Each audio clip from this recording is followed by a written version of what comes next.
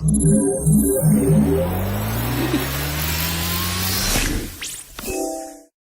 दोस्तों, आज के प्रैक्टिस सेट नंबर 15 में आप सभी का स्वागत है। जैसे हमने प्रैक्टिस सेट अभी तक दोस्तों 14 कर चुके हैं, जिसमें दोस्तों आपके रेलवे परीक्षा से आने वाली इंपॉर्टेंट क्वेश्चन है। आज ही आपको नोटिस आपका आउट हो चुका है, जिसको ग्रुप डी के लिए इंपॉर्टेंट क्वेश्चन होने वाले हैं दोस्तों इस प्रैक्टिस सेट में। और जितने भी और यहाँ तक 24 प्रैक्टिस आपके 14 प्रैक्टिस सेट करा चुके हैं, जिसमें दोस्तों आपके ग्रुप डी के और आरपीएफ के लिए इंपॉर्टेंट क्वेश्चन है। जो आप डेली प्रैक्टिस करोगे तो आपको ये क्वेश्चन बहुत ही ईजी लगने लगेंगे और एग्जाम में अच्छे से क्वेश्चंस को यहाँ पर अटेंड कर पाओगे। तो ठीक है दोस्तों, चलते हैं प्रैक्टिस सेट की तरफ। जैसे आपका पहला इंपॉर्टेंट क्वेश्चन है, जैसे दिए गए विकल्पों में से संबंधित अक्षर को चुनिए। तो यहाँ पे देखेंगे दोस्तों एनालॉजी का क्वेश्चन से इंपॉर्टेंट है। तो यहाँ पे देखेंगे जैसे ए जी का संबंध है आई ओ से और ई का संबंध किससे होगा वो आपको यहाँ पे बताना है। तो यहाँ पे किस प्रकार का लॉजिक लगाएगा वो देखेंगे। जैसे हम डेली प्रैक्टिस सेट में लगाते थे उसी प्रकार से देखेंगे कुछ हटकर। तो यहाँ पे देखेंगे दोस्तों ए से आई हुआ, यानी ए आता है आपका 1 पर और आई आता है आपका 9 पर। तो 9 पर आया तो यानी कितने को प्लस किया गया दोस्तों, 8 को यहाँ पर प्लस किया गया। और जी से हुआ दोस्तों ओ, यानी कि जी आता है आपका 7 पर और ओ आता है आपका 15 पर। इसमें भी दोस्तों क्या हुआ है, 8 को प्लस किया गया है।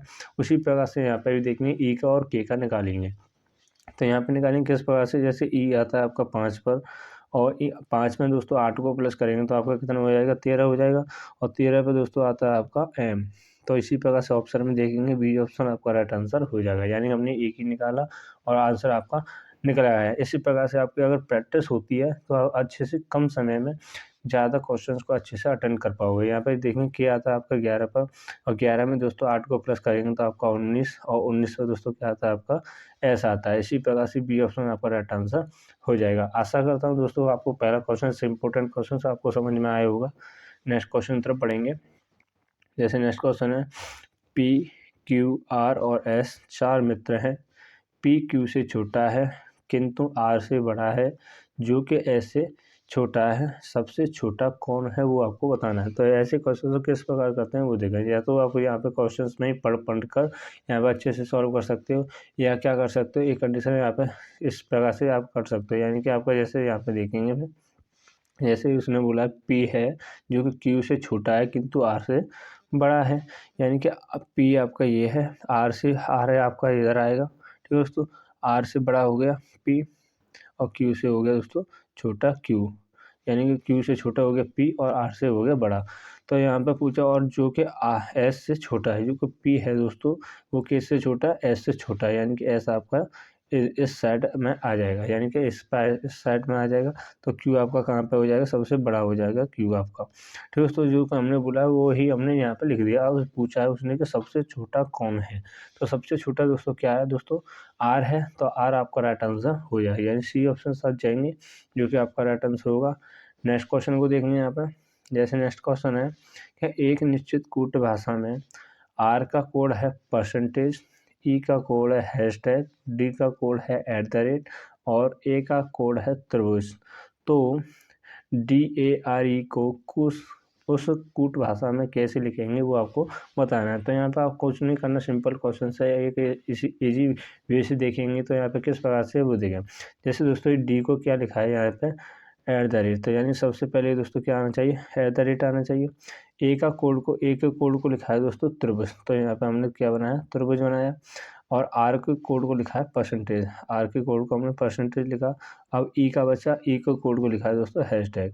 तो यहाँ पे ऑप्शन में देखेंगे कौन सा ऑप्शन, बी ऑप्शन। तो बी ऑप्शन आपका राइट आंसर हो जाएगा। ठीक है दोस्तों, आशा करता हूँ ये भी क्वेश्चन आपको अच्छे से समझ में आया होगा। नेक्स्ट क्वेश्चन को देखेंगे यहाँ पे।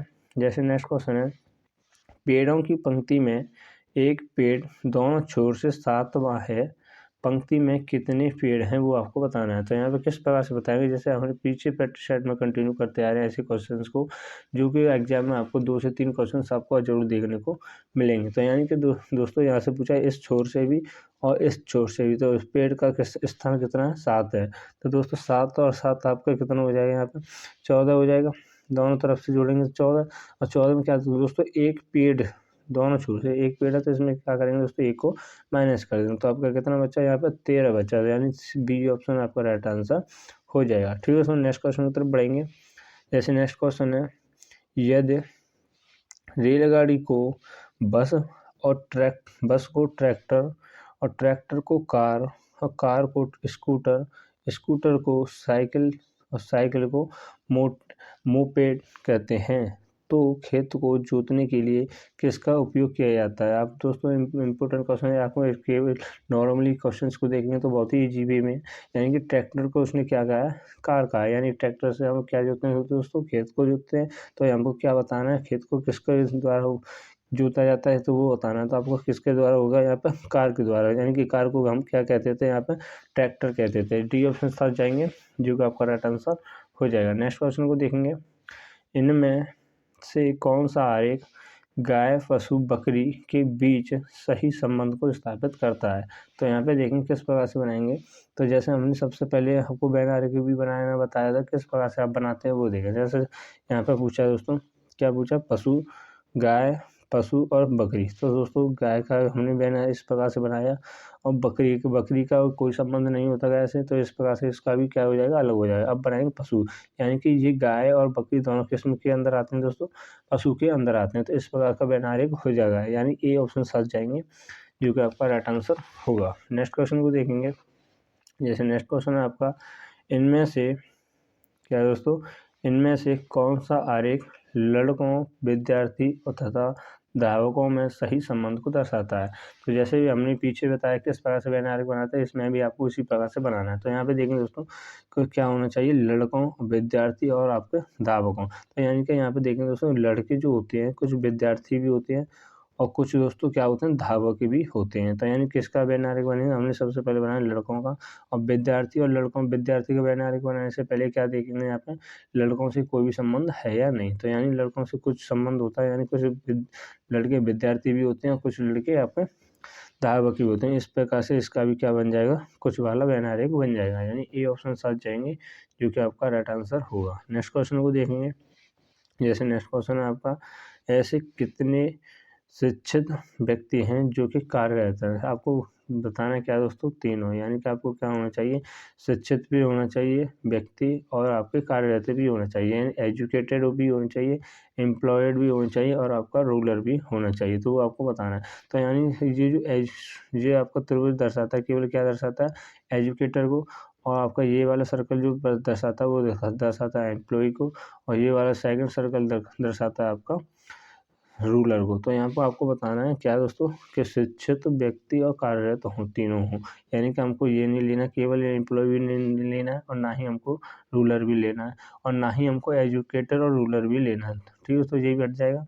और ना ही केवल हमको एम्प्लॉय भी लेना है, और ना ही हमको दोस्तों ये दोनों लेना है, यानी कि रूलर भी नहीं लेना है और एम्प्लॉय भी नहीं लेना है। यानी 10 भी आपका कट जाएगा, बचे आपका ये जो कि आपके तीनों में दर्शाए, यानी कि एजुकेटर भी है, एम्प्लॉय भी है और आपका रूलर भी है। तो ये 12 और 6, 12 को 6 को क्या करेंगे दोस्तों? आपस में जोड़ेंगे तो आपका कितना हो जाएगा? 18 हो जाएगा। ऑप्शन में देखेंगे दोस्तों सी ऑप्शन, तो सी ऑप्शन आपका राइट आंसर हो जाएगा। नेक्स्ट क्वेश्चन को देखेंगे। जैसे नेक्स्ट क्वेश्चन है, एक ही पासे की सतह पर 1 2 3 4 5 6 तक लिखा जाता है। नीचे पासे की 4 स्थिति दर्शाई गई हैं। इस पासे में 3 के विपरीत कौन सी संख्या होगी वो आपको बताना है। तो इस एरिया में आप समझने की कोशिश करेंगे। जैसे पीछे प्रैक्टिस सेट आपने कंटिन्यू देखे होंगे जो कि मैं आपको विस्तार से समझा चुका हूँ।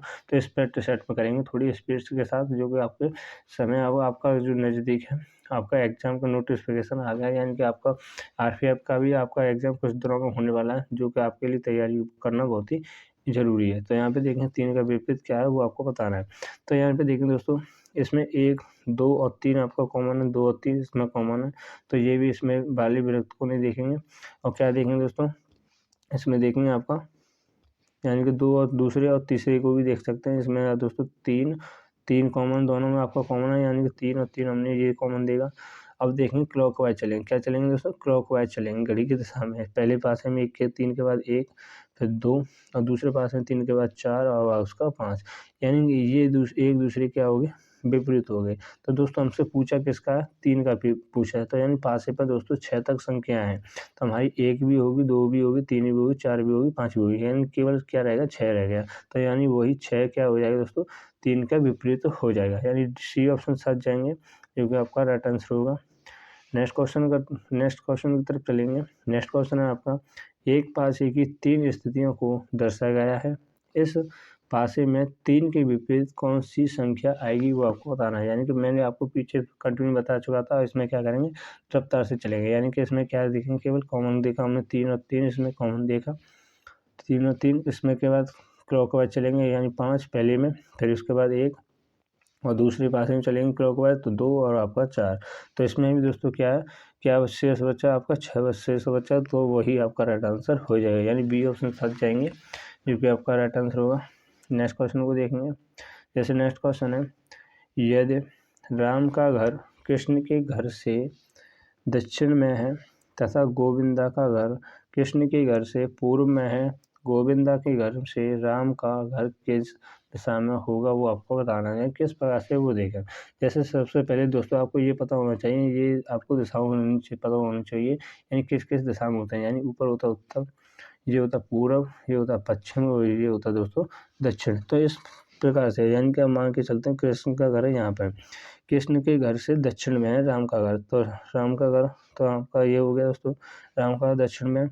अब पूछा तो गोविंदा का घर कृष्ण के घर से किस में, पूर्व में है। यानी कृष्ण का घर ये पूर्व, यानी से यहाँ पर हो जाएगा पूर्व। इस प्रकार से तो पूर्व किसका घर है, ये दोस्तों गोविंदा का घर है।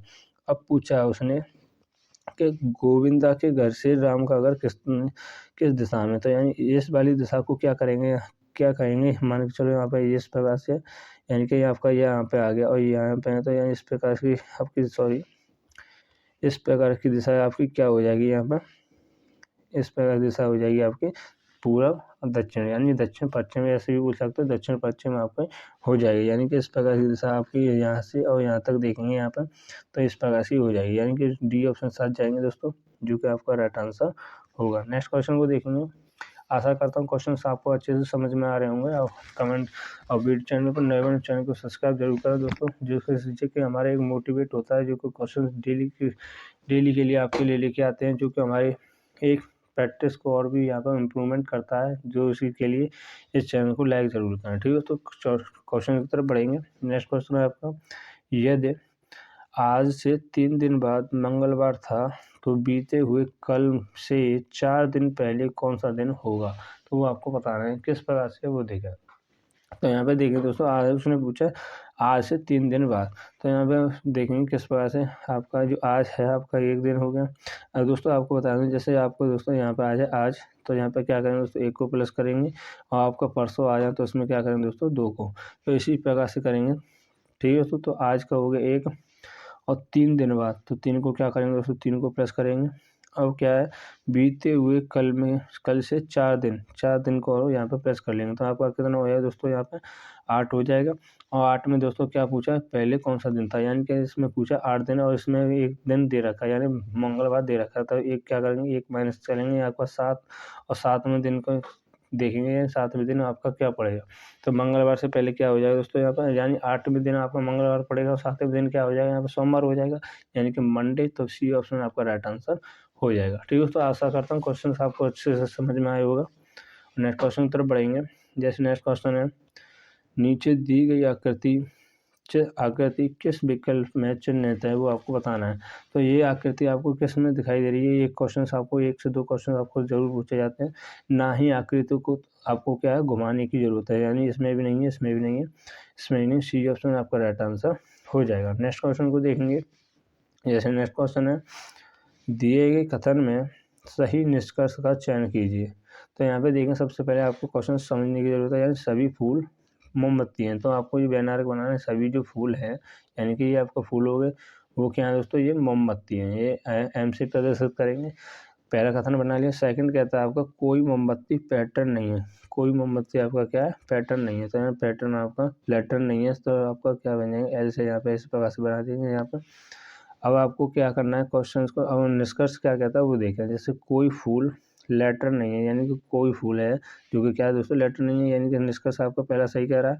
सेकंड है आपका सभी मोमबत्ती फूल हैं, सभी मोमबत्ती आपकी फूल हैं नहीं है, तो यानी कि सभी जो फूल हैं वो मोमबत्ती है, यानी इसमें ये गलत कह रहा है, यानी उल्टा कह रहा है।